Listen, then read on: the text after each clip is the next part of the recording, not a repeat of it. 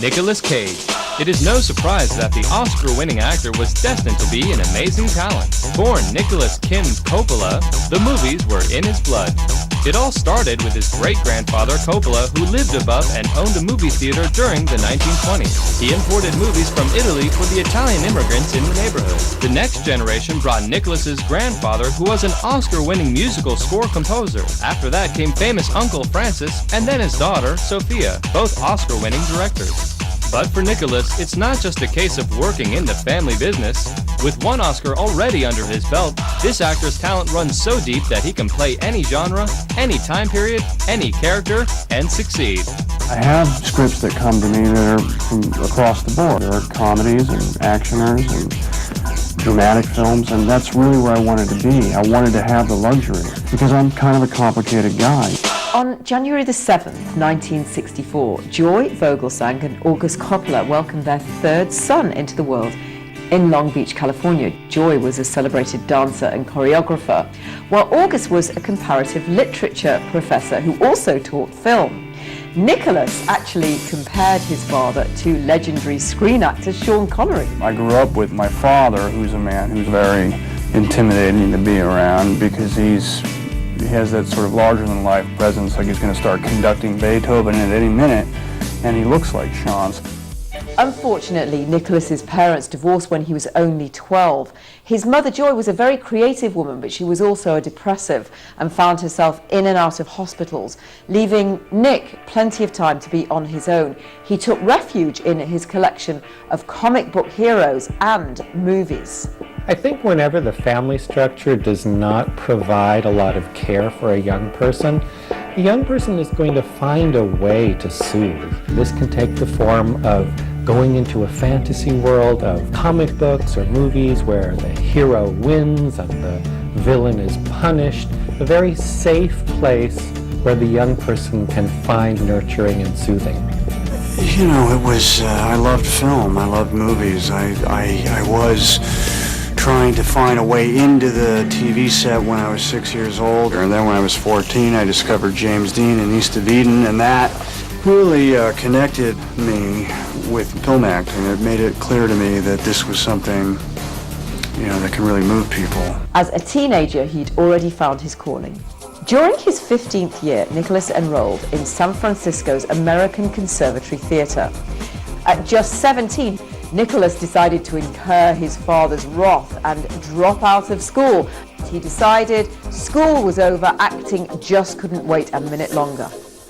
At first, the famous Coppola name did the trick, and he landed a bit part in Fast Times at Ridgemont High, but he was extremely upset when most of it landed on the cutting room floor.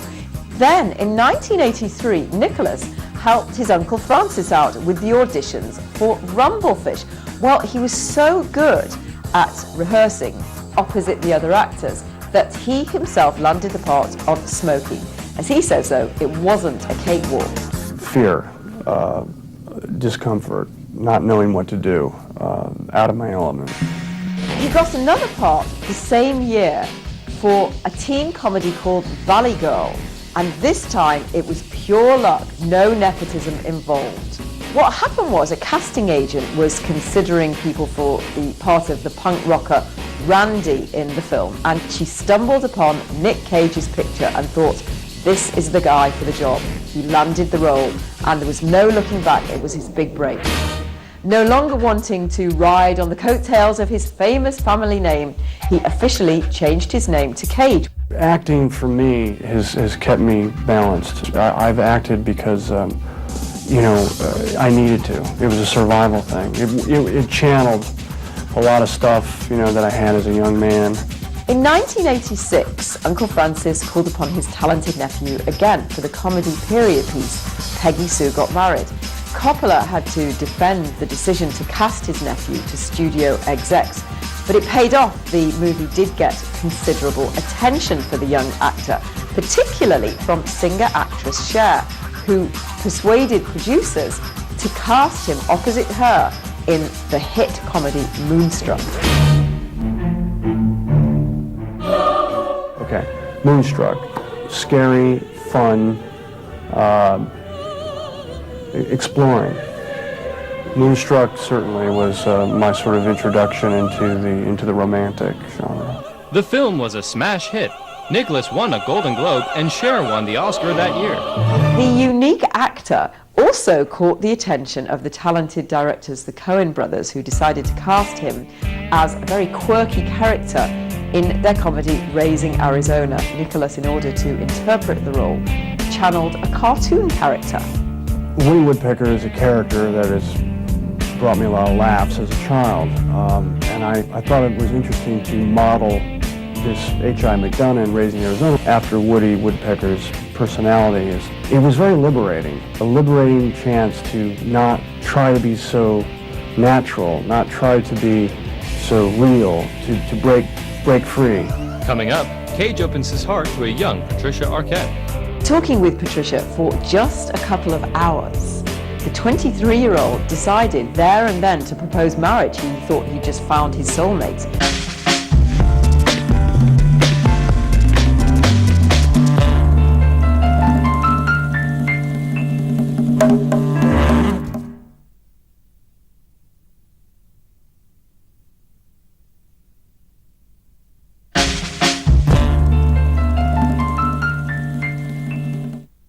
In 1987, he happened to be at Cantor's, the famous Hollywood all-night delicatessen, and he bumped into 19-year-old stunning and up-and-coming actress Patricia Arquette, and the two of them had a lot in common, both coming from Hollywood dynasties.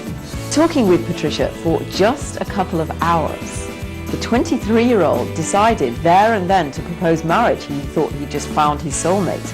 Well, Patricia was not convinced and was actually a bit spooked, and she asked him to come up with a list of impossible, virtually impossible things that he had to do before she would say yes. Well, she got even more spooked when he actually started to produce some of those things.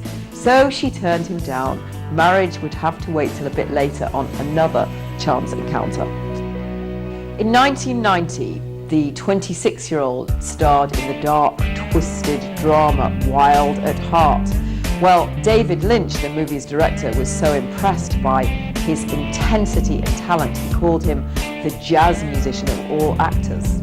The new role opposite Laura Dern was perfect for Nicholas because he'd always been absolutely obsessed with Elvis and had his own collection of Elvis memorabilia. Again, it was an example of how he used his own personal experience and passion to really get into the role. I had looked to artists, other artists, and what they had done, and I thought, well, why can't that be done with acting? I thought, well, I'm going to take Elvis and I'm going to put my own interpretation on it. Nicholas had been paired with a number of gorgeous Hollywood women over the years, including Uma Thurman, but it wasn't until he was 28 that he met a woman who really changed his life completely. Model actress Christina Fulton. They had a child together, Weston Coppola Cage, and fatherhood, of course, was very significant, but it also brought around a kind of change in the tone of his next few roles. This was a change for me. I called it my Sunshine Trilogy. It started with Honeymoon in Vegas, and Guarding Tess was one of them, and then now this. It Could Happen to You. I wanted to change for a while. I'd done enough of the sort of outlaw, dark characters, and people were starting to think that I really was crazy or an outlaw. And I thought, no, you've got this wrong. I'm acting. I'm going to show you that I can act, and here's what I'm going to do. I'm going to play a very normal, good guy. But in his real life, things weren't so good. He broke up with Christina, although they did try to keep amicable because of their son. But in his movie life, Nicholas recognized that the kind of roles he was taking, which were pretty light-hearted at the time, did help him to stay positive. It was a long road because to get where I am now, I had to go through some changes. There were some times, some pretty lean times, and luckily I had comedy to draw on. I had neglected the instinct, my natural instinct to be funny, because I had idols like James Dean and Marlon Brando, and so I was trying to do these sort of angst-ridden characters. Well, at some point people got tired of that, and then I had to switch gears and reach down and pull up, the comedy capability, and I think that got things going again. With the new responsibility of a child, Nick did turn his life around quite a bit and accepted his responsibilities seriously. He stopped some of the hell-raising, he stopped smoking, he stopped his fast racing, his driving. He did, however, keep some of his passions, including his collection of exotic cars. Besides the personal reasons for making popular feel-good movies, Nicholas saw them as long-term investments for his career. I realized at a certain point that it is called show business, you know, and I know that I can get movies made if my movies sell. Right now I'm about to make a movie called Leaving Las Vegas, which is a little movie. But because I'm going to do it, I can get it financed, and it's an art film, which I'm really looking forward to doing. Leaving Las Vegas was a huge departure from the comedies Nicholas had been focusing on for the last few years. For me, the joy of acting is to keep changing not only characters, but also styles, genres. With his usual veracity, he puts everything into his performance of the depressed, suicidal, alcoholic character, fueling his own anguish to really portray this character with an extraordinary intensity. Leaving Las Vegas was another growing experience for me. It was, I think, a seminal film in my career, in that everything came into focus with Leaving Las Vegas. Everything also came into focus for the Academy of Motion Pictures when Nicholas won the Best Actor Oscar for the role. He had a myriad of reactions to his win. But it was important to me because I grew up in a family where, you know, other people in my family had Academy Awards, and so when I got it, and it's impossible, I don't care who you are, to not get caught up in it, you know, it was like this validation where I could say, well, okay guys, let's talk, you know. I felt it was important to me as in a family way. And Nicholas's family had just got bigger. One spring afternoon, he went to his favourite haunt in Hollywood, Cantor's Deli, again. And who should he bump into? As if fate had intertwined, it was Patricia Arquette. Now, by this time, both of their careers were well established, and each of them had a son. They got on like a house on fire once again, and this time, after 2 weeks, it was Patricia who proposed. They got married on her birthday in April 1995, and Patricia was his date for Oscar night. Patricia Was very happy that night for me, and I was happy that she was there. Nicholas's next film was another departure for him. In 1996, he became an action hero in The Rock. I think The Rock was a turning point. That was an interesting time in my life, really, when I think those two pictures really encapsulated where I wanted to go with my work in general. The dichotomy, if you will, between the action and the in-depth character analysis tone poem that is Leaving Las Vegas. Leading a colossal blockbuster was new territory for the quirky actor. Well, it's a very daunting feeling when someone says you're going to carry a $70 million movie. You know, I figured that with Jerry Bruckheimer and Michael Bay I'd be able to create a character and do the action movie on my terms, which was not to play a steroid guy or a robot, but somebody with, you know, average but good qualities that could, you know, rise above the obstacles and save the day just on willpower and positive attitude and intelligence. Nick is off the wall. Nick is a little bit more experimental. He needs to feel pain to be good, I think. I think he likes the pain and agony and the turmoil and like, oh God, this is terrible and I can't be funny today. The Rock was a smash hit. Now that Nicholas had nailed the action genre, scripts were flying in. In 1997, the buffed-up 33-year-old played a newly released ex-con and former Army Ranger trapped on a prisoner transport plane. As a Jerry Bruckheimer production, the movie was sure to be an action-packed ride. Well, you know, Nick is a brilliant actor, and, you know, fortunately he won an Academy Award, so it's just not me just saying it. The Academy agrees with me. And, you know, Nick is an actor that I want to work with again and again. We just have a nice, natural film chemistry. I don't try to get too analytical about it because it works, so we basically leave it alone and let the creative process flow. Wild and full of real action, Cage was not just smoke and mirrors. You know, I'm used to doing mostly, you know, what you might call art films. And when I started doing action movies, I realized that you have to think about that gun over there shooting blanks and that wall of flame over there, and you have to act at the same time. So I learned quick that you've got to keep your wits about you. Coming up, Nicolas Cage goes to jail.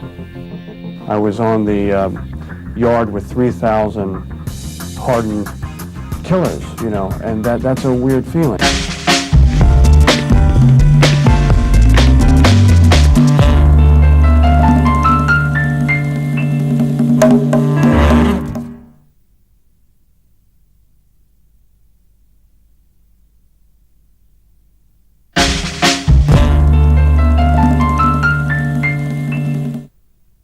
Nicolas found the perfect director and co-star to round out an action genre trilogy. I've been a big fan of John Woo, and I really thought Travolta was terrific in Pulp Fiction, so I've been wanting to work with these guys for a while. The experience was everything Nicolas had hoped for. Face Off was a joy to work on. I mean, it was a very playful experience. John Travolta is somebody that really captures the spirit of acting in the funnest sense. We just had a good time working together. And as he promised, Nicolas totally changed course again in his next film, City of Angels. He played an angel who falls in love with a human woman played by Meg Ryan. Researching the part proved to be a challenge. I had to read books. I couldn't really prepare the way I would normally like to. You can't call an angel up, you know, and say, what's it like? One of the things that I came across was that by some definition, all angels are terrifying, which I thought was interesting. You know, normally we see the angel played as this sort of singing, golden light character, and I thought that this would be a chance to play as something a little more eerie, give it some complexity.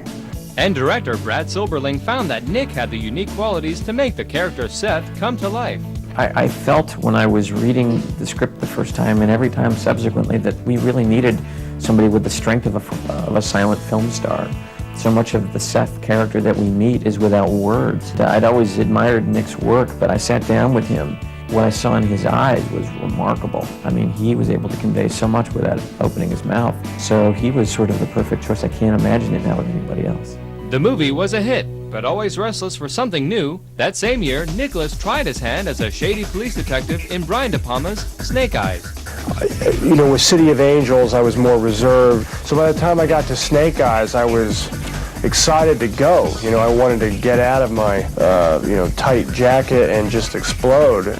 The background is that it's fight night, you know, and there is an undeniable energy in a boxing match that's in the air, and so I wanted to really get that across in the first 20 minutes. Lock the door! Although their marriage was reportedly rocky, in 1999, master director Martin Scorsese cast the couple in a dark drama, Bringing Out the Dead. I've been wanting to work with Scorsese he's one of the reasons why I became an actor. Nicolas recognizes that there is a setback to having appeared in so many action pictures. The only thing I'm trying to look at is that people do not get confused by it. That like, oh, well, you know, this is Bringing Out the Dead and there's Nick and he looks like a paramedic. It must be an action film about ambulances. And then they go and they see it and it's really kind of a harrowing examination of the sadness of living with loss. And in 2000, Nicolas jumped back into action as a master car thief in Gone in 60 Seconds. Oh, Nick's great. Nick's a really good guy, and he's a buddy, you know. We got the giggles all the time, and he's just fun. Working on such material requires highly specialized training. I mean, I like to drive. I like to drive fast. I like to have an opportunity to do something that I sincerely enjoy, and to do it in a way where I'm getting paid for it is even better. I just wanted to make sure I didn't destroy any of the cameras that were mounted on the car. There were like $5,000 or $400,000 cameras, and if I'd taken one of those out, that would have been pretty humiliating. Nicolas and Patricia's marriage was falling apart, which wasn't really surprising because 5 years ago, when they'd actually got married, they hardly knew each other. When you come from an unstable family structure, then frequently, as you mature, you may be looking for that. And when you meet a new person, you may want to lock that into something like a marriage, a relationship, when really what you're trying to do is recreate some structure from your childhood. Nicholas filed divorce papers in 2000 only to retract them. He then filed again a few months later, and the couple were finally divorced in May 2001. But Nicholas had already set his sights on someone else, the beautiful Lisa Marie Presley. Anyway, after a tempestuous relationship, the two were married on August the 7th, 2002. Rumour has it that Lisa Marie was none too pleased that her husband was spending so much time with his son, being actually a devoted dad. Rumour also has it that he wasn't pleased that she persuaded him to sell some of his prized vintage cars and his precious comic book collection, even though that netted $1.5 million. The two split up 117 days after their wedding date. In the meantime, the 2002 John Woo period piece Wind Talkers opened with much fanfare. The film told the story of an army sergeant ordered to protect a Navajo code talker. All right, reel and action. I have nothing but incredible respect